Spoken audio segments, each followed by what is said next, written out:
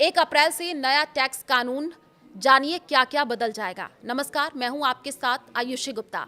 देश में income tax को लेकर की सबसे बड़ी शिकायत हमेशा यही रही है कि कानून बहुत जटिल है। आम आदमी के लिए ये समझ पाना मुश्किल हो जाता है कि उसे किस सेक्शन में क्या करना चाहिए और कितना टैक्स देना है। इसी परेशानी को दूर करने के लिए सरकार अब एक नया और ज्यादा सरल कानून लेकर के आई है, जिसका नाम है इनकम टैक्स एक्ट 2025।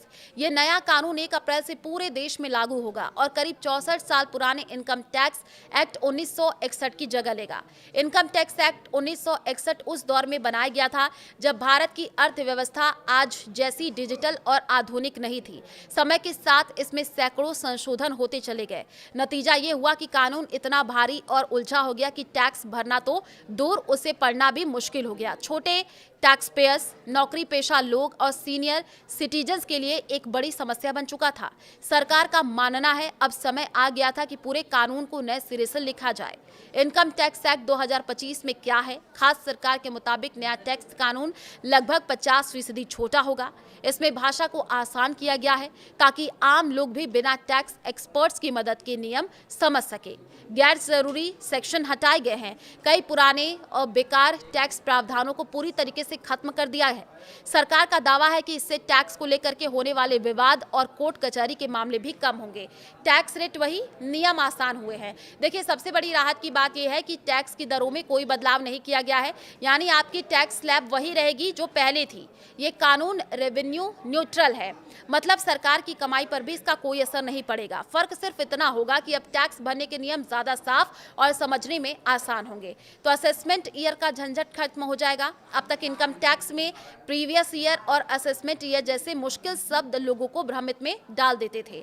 नए कानून में इसे खत्म कर दिया गया है। अब सिर्फ एक ही शब्द होगा, टैक्स ईयर। इससे आईटीआर भरने की प्रक्रिया और भी सरल हो जाएगी।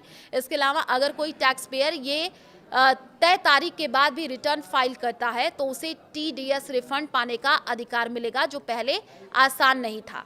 सरकार ने ये साफ किया है कि बजट 2026-27 में टैक्स से जुड़े जो भी नए बदलाव होंगे, चाहे वो पर्सनल टैक्स हो, कॉर्पोरेट टैक्स या एचयूएफ से जुड़े नियम, सभी को इसी नए इनकम टैक्स एक्ट 2025 के तहत शामिल किया जाएगा। संसद से मंजूरी मिलने के बाद अब इसके नियम और टैक्स फॉर्म तैयार किए जा रहे हैं। पहले भी कोशिश हो चुकी है। देखिए, ये पहली बार नहीं है जब टैक्स सिस्टम को नया रूप देने की कोशिश हुई है। साल 2010 में डायरेक्ट टैक्स कोड लाने का प्रयास हुआ था, लेकिन वो सफल नहीं हो सका। बाद में 2017 में एक कमेटी बनाई गई, जिसकी रिपोर्ट के आधार पर अब ये नया कानून तैयार किया गया है। इनकम टैक्स एक्ट 2025 का मकसद साफ है, टैक्स सिस्टम को सरल, पारदर्शी और भरोसेमंद बनाना। टैक्स वही रहेगा, लेकिन समझना अब आसान होगा।